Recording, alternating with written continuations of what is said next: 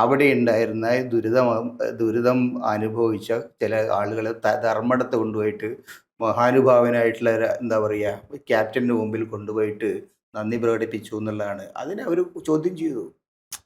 C ചിന്തിക്കാൻ കഴിയുമോ? നമ്മുടെ നാട്ടിലൊരു മഹാദുരിതമുണ്ടായി. ഈ നാട്ടിലെ മുഴുവൻ ആളുകളും സഹായിച്ചിട്ടുണ്ട്. ഇന്ത്യയിൽ കേരളത്തിൽ ഒരു 10 പൈസ വരുമാനമുള്ള ആളുകൾ എല്ലാം അതിലേക്ക് സഹായിച്ചിട്ടുണ്ട്. ഗൾഫിൽ നിന്ന് ആളുകൾ സഹായിച്ചിട്ടുണ്ട്. ഇന്ത്യയുടെ പല ഭാഗത്തു നിന്ന് ആളുകൾ സഹായിച്ചിട്ടുണ്ട്. അങ്ങനെ കേരളത്തിൽ മലയാളികളുടെ സ്നേഹമുള്ള മറ്റെല്ലാവരും ചേർന്ന് നൽകിയ ഒരു വലിയ സംഭാവന ധാരാളം. ആ സംഭാവനകൾ സംഘടിപ്പിച്ച് സർക്കാരാണ് കുറച്ച് വീടുകൾ ഉണ്ടാക്കി കൊടുത്തിട്ടുണ്ട്.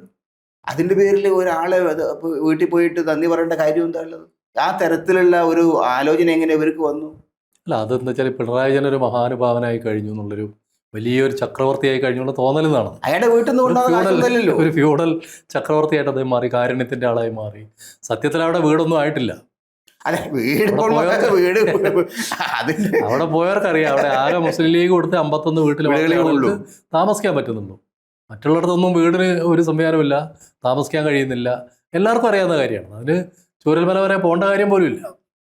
ഇതെല്ലാം മറച്ചു വെച്ചിട്ട് സ്മൃതി വരുത്തിക്കാട് എന്തോ ഒരു വലിയ കുഴപ്പം ചെയ്തു എന്നുള്ളതൊക്കെ അല്ല, അവരത് ചോദ്യം ചെയ്തു. ഇങ്ങനെ ഒരാള് ഒന്നാമത്തെ കാര്യം എൻ്റയർ മലയാളി സൊസൈറ്റികളുടെ സംഭാവനയുടെ ഭാഗമായിട്ടാണ് ഈ സംഗതികളൊക്കെ നടക്കുന്നത്.